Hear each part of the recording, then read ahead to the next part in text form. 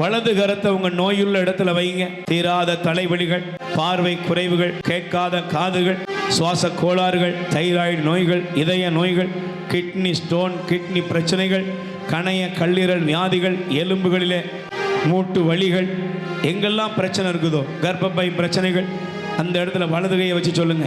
ஆண்டவராய் இயேசுவே, உம்முடைய ஆணி பாய்ந்த கரத்திலிருந்து இப்பொழுதே வல்லமை இறங்கி வரட்டும். என் உச்சம் தலை முதல் உள்ளங்கால் வரையிலும் உள்ள எல்லா வியாதிகளையும் பலவீனங்களையும் நீர் சுகப்படுத்துவீராக.